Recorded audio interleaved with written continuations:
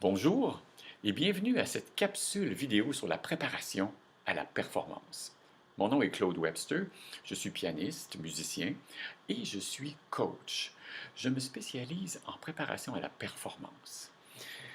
Aujourd'hui, dans cette série Un pas à la fois, j'ai pensé vous partager un outil pour calmer le dialogue intérieur.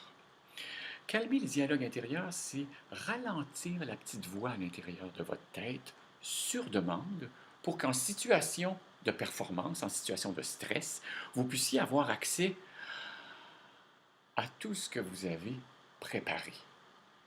Alors, vous savez, il y a quelques années, il n'y a pas très longtemps, je travaillais avec une chanteuse qui me racontait qu'elle était allée rencontrer l'année auparavant un psychologue sportif pour se préparer à un concours international. Le psychologue sportif lui avait dit non, non, non, moi je ne travaille pas avec les artistes, juste avec les sportifs. Ma chanteuse avait dit non, non, vous ne comprenez pas, je suis très motivé, je veux vous rencontrer et me préparer avec vous. Alors le psychologue l'a rencontré et il lui a donné finalement 2 exercices à faire en lui disant j'aimerais que vous fassiez ces exercices tous les jours jusqu'à la semaine prochaine. Si vous ne les avez pas faits, revenez pas. Il voulait tester sa motivation.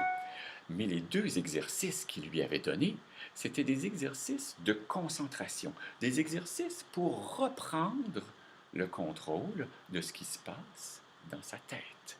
Parce que dans le fond, ces exercices-là, pour calmer le dialogue intérieur, vont vous aider à réaliser que vous avez des pensées, mais vous êtes beaucoup plus que vous pensez.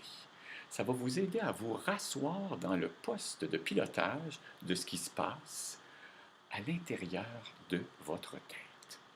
Alors, je vais vous expliquer, je vais vous vulgariser un peu comment ça fonctionne l'histoire des ondes cérébrales. Alors, je vous montre.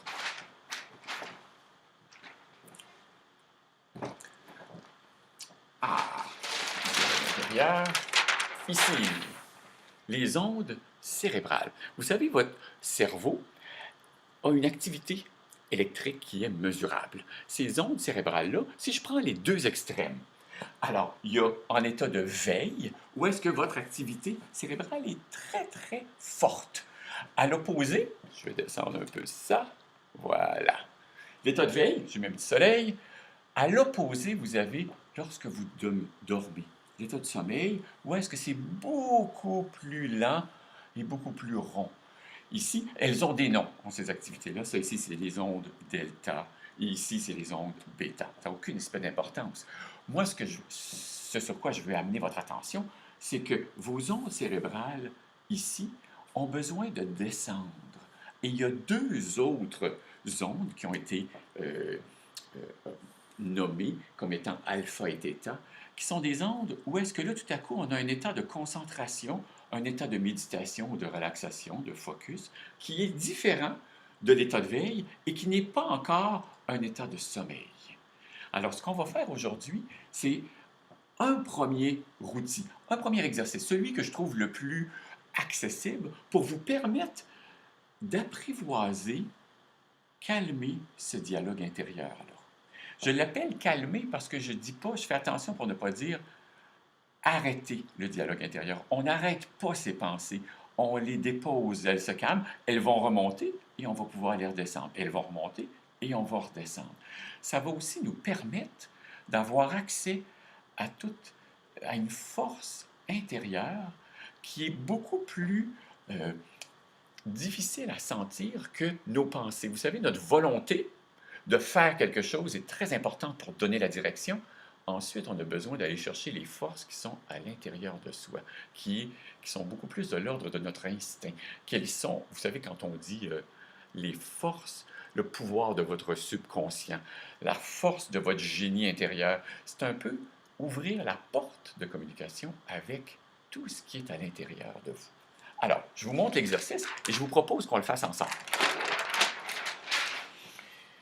3 étapes très, très simples. En introduction, je vous dirais assis ou debout, selon le type de performance qui vous concerne.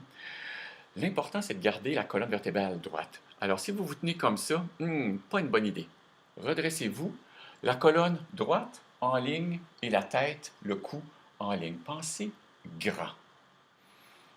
Une fois que vous avez placé votre corps, vous allez amener votre attention sur votre respiration. Très simplement, vous allez compter l'inspire et l'expire. Et le but de la première étape, c'est de tout simplement légèrement allonger l'expiration. Alors, j'inspire, vous pouvez le faire avec moi.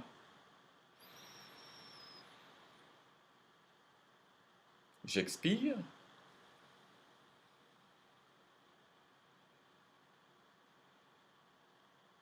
J'inspire.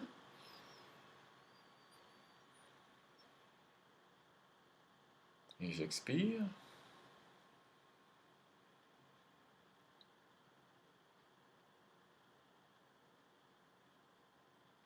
Je force rien, mais j'allonge légèrement. Et vous continuez à amener votre attention. Évidemment, c'est beaucoup plus facile si vous fermez les yeux. Alors, quand vous pouvez faire ça en attendant l'autobus, dans le métro, n'importe quel moment de la journée, avant de commencer votre pratique, vous pouvez vraiment juste prendre quelques minutes. Vous mettez votre colonne droite et vous amenez votre attention sur la respiration. Vous habituez votre cerveau à aller à un endroit spécifique et précis que vous avez choisi. Alors, vous faites ça pendant au moins entre 5 et 10 respirations. Très calmement, très calme. Et une fois que vous sentez que vous avez contacté cette vague et que là, vous avez réussi, vous allongez agréablement l'expiration, vous allez amener votre attention sur le corps, les différentes parties du corps pour aller s'assurer que vous êtes aussi détendu que possible. Alors, je prends par exemple les épaules. Moi, j'amène mon attention sur mes épaules et j'inspire au niveau des épaules. Juste pour y ajouter un petit plus de lâcher prise. Ensuite, je pourrais amener mon attention à la mâchoire, le cou, peut-être les bras. Moi, je suis pianiste, alors c'est sûr que les bras, les coudes, les mains. Si par hasard, j'inspire et puis mon épaule reste tendue un peu. Il y a comme une tension, un parasite là, que je n'arrive pas à me débarrasser juste en respirant. Vous pouvez utiliser ce qu'on appelle contraction-relaxation. Alors, tout en gardant ce calme intérieur, restant très focusé, je vais contracter mon épaule pendant une couple de secondes et la détendre, laisser aller. Et je le refais une deuxième fois, je tends et je relâche. Et maintenant, je respire et tout à coup, la tension s'est tout à fait dissipée. Alors, première étape, allonger l'expiration. Deuxième étape, détendre chaque partie du corps. Vous pouvez descendre, hein? Le bassin, les jambes, les cuisses, selon ce que vous sentez qui est important pour vous. Ensuite, vous ramenez votre attention à la respiration. Donc, vous êtes conscient de votre corps et de cette vague de respiration. Et vous terminez en associant un mot ou une image, un symbole, qui représente le mieux pour vous cet état de centration, cet état de concentration. Ça pourrait être, par exemple, je ne sais pas moi, présent ou ici, maintenant. Peut-être qu'une image, ça vous parle plus. Une image comme un lac très calme. Il y en a qui vont me dire un chêne, un immense arbre. C'est comme si je m'identifie à ce symbole. Cet état, on fait un lien entre l'état intérieur et l'image, ou l'état intérieur et un mot. Ça va créer ce qu'on appelle un ancrage. Alors ici, la troisième étape, c'est ancrer cet état pour que, à force de faire ce petit exercice, à répéter et répéter, le chemin va devenir automatique. Et grâce aux mots et à l'image, vous pouvez même utiliser les deux, en l'espace de 2 ou 3 respirations. Mon but, c'est d'accélérer le processus, mais de le garder calme. Pas le bousculer, mais d'être capable de me centrer en 2 ou 3 respirations et d'atteindre cet état-là. C'est un petit exercice, je vous dirais 5 minutes. 2 fois par jour, ça va en l'espace de 2 semaines, vous allez changer complètement votre vie. Juste d'apprendre, de prendre ce temps pour créer cette nouvelle habileté, un nouvel automatisme, un peu comme quand vous avez appris à vélo. On n'apprend pas à vélo en comprenant comment ça marche. On apprend à aller à vélo en le faisant et en répétant. Et on a besoin de le refaire et de le refaire, puis à un moment donné, ça s'intègre à l'intérieur de soi. Ce chemin va devenir un peu comme aller à vélo, un automatisme. Un automatisme que vous allez pouvoir utiliser aussi souvent que vous le voulez. Évidemment, il va avoir besoin d'être entretenu. Ce qui m'amène, dans le fond, à vous raconter, en terminant, l'histoire du concours des bûcherons. Petite histoire que j'aime beaucoup. Il y avait un concours pour déterminer lequel des bûcherons arriverait à abattre le plus d'arbres en l'espace de 6 heures. Alors, rendu à la finale du concours, il y avait 2 bûcherons. Le premier, lui, abattait les arbres sans arrêt pendant les 6 heures, tandis que le deuxième bûcheron, lui, à chaque heure, il arrêtait 5 minutes. À la fin des 6 heures, c'est celui qui a arrêté qui a gagné le concours. Alors, celui qui est arrivé deuxième ne comprenait pas.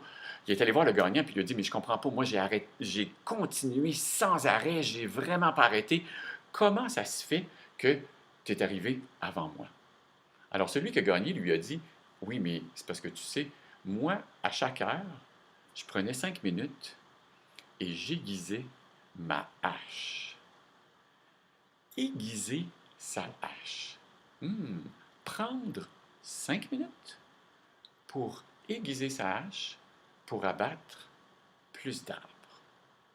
Alors, dans un prochain vidéo, je vous donnerai d'autres outils, d'autres façons de s'y prendre pour calmer ce dialogue intérieur. Complètement d'autres façons. Il y en a qui vont être plus imaginatives. Je vais utiliser d'autres façons pour vraiment vous permettre de créer cet automatisme de façon le plus ludique, agréable et efficace pour vous. Alors, je vous souhaite une excellente exploration. Merci.